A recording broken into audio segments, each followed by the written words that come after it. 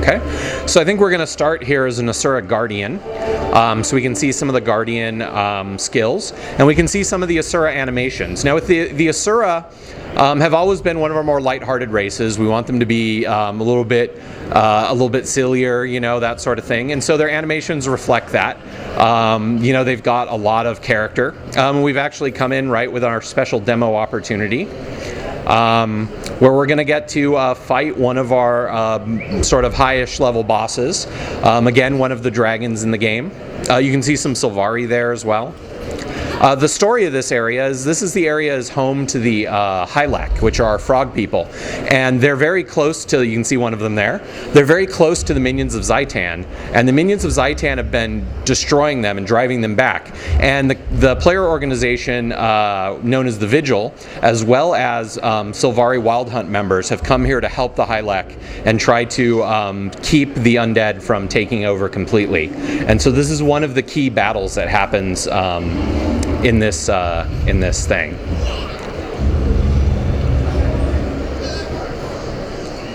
It looks like we're going to have a lot of players here to fight this.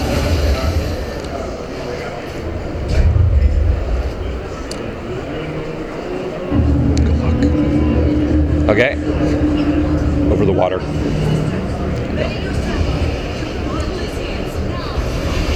Okay, so there's Tequatl, who is one of the minions of Zaitan. Zaitan is much, much larger than Tequatl. Tequatl, like the Shatterer last year, is you know, one of the smaller dragons. And this fight is a little bit different than the Shatterer fight that we showed last year, in that it has a lot more layers to it. It's a bit higher level area, and it's a lot more advanced, and I'll point out a lot of different layers and how those play into kind of us giving player choice. So you notice when he flies up, he creates those large undead guys who are walking kind of slowly outwards. Whenever those guys contact a player, they blow up and do a massive amount of damage, and so players need to work together to cripple them, knock them back, keep them from reaching these front lines. He also summons these bone walls, which if you can see, he's got one up there. Those walls protect him from players who might be hiding in the back trying to shoot him with ranged weapons, or players who are on the siege weapons back there. And so it's up to the players to destroy the bone walls. So you've got these siege weapons. At the same time, he also spawns these things right here. These are fingers of Tequatl, which knock players toward him. And so players have to deal with that as well. So there's a lot of different layers, a lot of different things that players can be doing to help out in this fight. And in order to defeat him, they all kind of have to do this. So you can see Matthew's just gotten on an Asura turret there. And so he has a number of skills that he can shoot from it, all kind of lightning based. The other big element to this is there's an Asura Mega Laser located in the back. So that's it right there. And during the event, the laser will charge up. You can see there's a countdown there, and players have to protect the laser from getting destroyed. And if they can do that, the laser's going to fire, and it's going to stun the dragon for a period of time, during which players can kind of throw a lot of damage on him. So a big part of the battle is protecting that laser.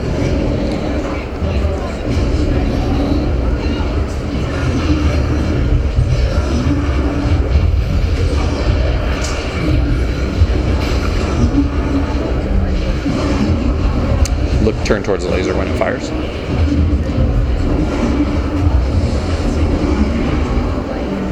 Okay, so you can see the laser's charging up now.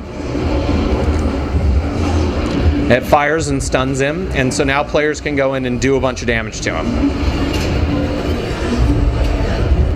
This is again one of the things that we want to try to do. You'll notice all of these things are very, very visual. All of the things that players, the ways that players are working together are all things that you can just kind of see by looking at the game world and help out in that way. So we want it to be very natural for players who are maybe not in a group together, players who are not on vent together, to be able to work together to facilitate that.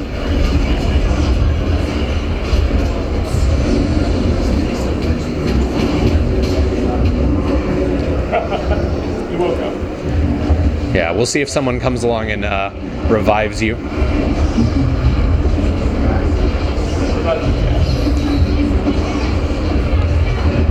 So again, Matthew's getting revived, which is another one of those ad hoc teamwork moments.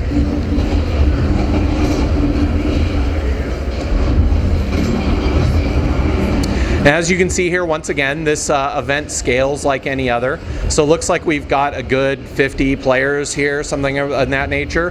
This event will scale up to, 100 players. So this is the sort of thing where it's designed for, minimum of sort of 10 players and then a maximum of, upwards of 100.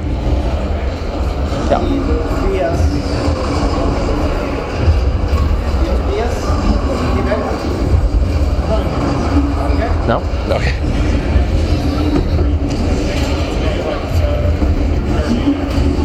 Yeah. So a little bit of about the Guardian. The Guardian's actually a good character to have here. So he's got his 3 virtues, and each of them provide a passive benefit to him. And if he uses any of those abilities, it'll confer those to his allies.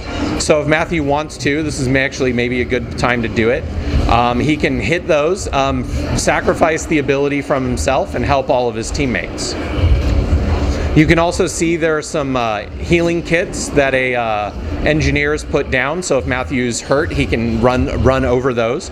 And again, we want it to be very visual. We want it to be very much that you look at the game world to determine what you need to do.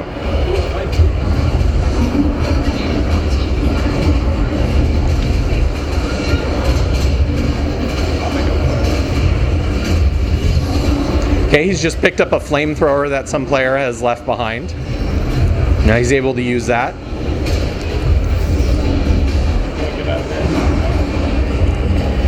We should go to PvP. Yeah. What's that? Oh yeah, let's go underwater. Actually, yeah. Okay. So we're going to leave this behind and show you a little bit of underwater since we need to kind of keep moving. The one up to the north, to the left. No. That one. Yep. Okay, so Cologne is the first time I think our European press and players have gotten a chance to see underwater combat, and wanted to talk a little bit about what we're trying to do with it. So we wanted underwater combat to be another way to play the game, not a worse way to play the game, but rather an alternative, a way that felt very different, that took advantage of kind of the unique opportunities that being underwater presents itself. And so we wanted to do things like, for instance, provide players with breathing apparatus that was always on. So players have a slot that's a headgear piece, and you can see it, Matthew wearing it right there. That's an underwater apparatus that they can use. We wanted the skills to be different because we didn't want to just take our land combat and translate it underwater, because we know that a lot of those skills don't take advantage of things like the Z-axis. And so a lot of the abilities, like if you hit one of your 6 or something like that, you can see it. So a lot of the abilities adapt themselves, you notice, to being make full use of the Z-axis. And then we have alternate underwater weapons. We didn't want the sort of, hey, I'm using pistols underwater, I'm using a bow underwater, things that just couldn't work. And so we have a separate set of underwater weapons. The Guardian, for instance, can use trident and harpoon. The trident's a very magical weapon, and the harpoon is a melee weapon. And in keeping with the spirit of us wanting to have the underwater combat be just as good as the above land combat, you'll see a full complement of content underwater. So there will be events, there'll be story parts that take you underwater, there's some dungeons that have strong underwater components, and so we want players to be able to play underwater and to feel like it's a way to change up their game experience. It's a really cool part of the game that they can experience, and that it's not kind of the pain in the butt that it is in a lot of other games. Okay, we'll go to PvP. Okay, so the last thing we want to show you here is a little bit of PvP. So we're not going to be able to participate in a PvP match since we've only got one player here. But what we're going to do is go to a PvP map and run around, and I can talk a little bit about what PvP is all about, and we can see the map and look at how we've designed it.